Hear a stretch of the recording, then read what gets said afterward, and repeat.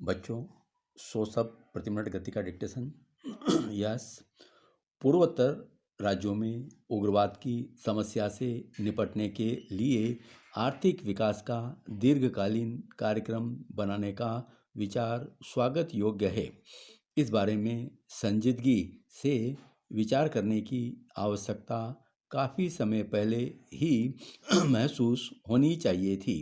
यह दावा किया जा सकता है कि पूर्वोत्तर राज्यों में उग्रवादी गतिविधियां पहले से कम हैं और बहुत से क्षेत्र जो पहले उग्रवादियों की हिंसा से त्रस्त थे अब सामान्य स्थिति की ओर बढ़ चले हैं।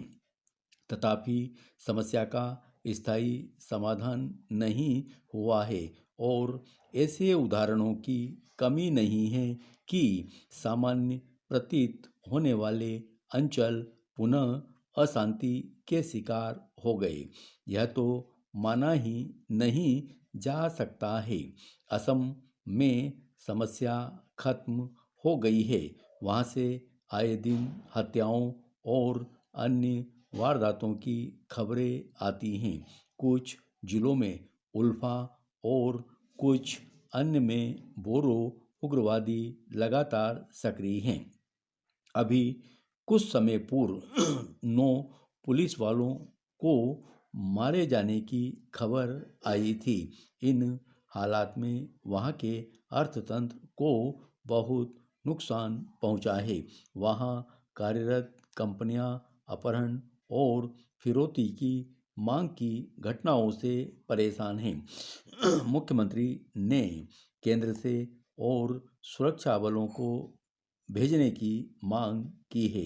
इस पृष्ठभूमि में आर्थिक विकास के दीर्घकालीन कार्यक्रम पर विचार किया जाना एक सकारात्मक बात है। इससे यह भी ध्वनित होता है कि उग्रवाद की समस्या को मात्र कानून और व्यवस्था की समस्या मानकर चलना ठीक नहीं है। समस्या के बुनियादी पहलुओं की ओर ध्यान दिया जाना चाहिए। पेरा केंद्र में पूर्वोत्तर राज्यों के पिछड़ेपन को दूर करने और आर्थिक विकास को गति देने के लिए 3 कार्यदल बनाए गए हैं, जिनकी रिपोर्ट के आधार पर विकास की कार्यनीति बनाए जाने की संभावना है। इन कार्य दलों का जिम्मा वित्त मंत्री, गृह मंत्री और वाणिज्य मंत्री जैसे वरिष्ठ मंत्रियों को दिया जाना इस मामले में केंद्र सरकार की संजीदगी को दर्शाता है। यह निर्विवाद है कि पूर्वोत्तर राज्यों का विकास अपेक्षित गति से नहीं हुआ है। एक तो उनके दुर्गम और दूसरे छोटे छोटे राज्यों व केंद्र शासित क्षेत्र में बटे होने ने भी विकास पर प्रतिकूल प्रभाव डाला है।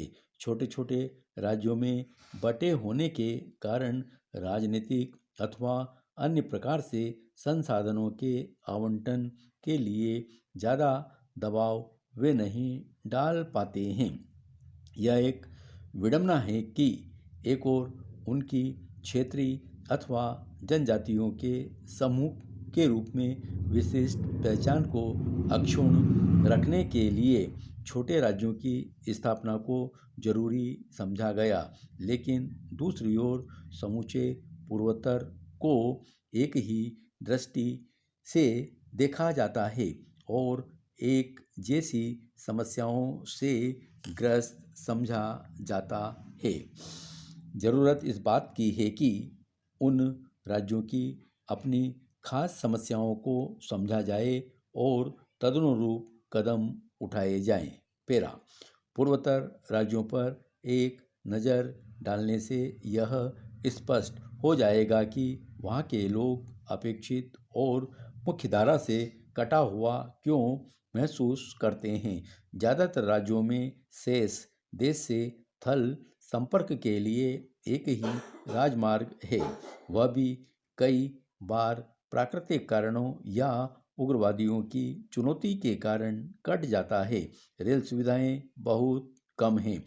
हालांकि गत दशकों के दौरान उनका विस्तार हुआ है, किंतु वह नाकाफी है। धन्यवाद।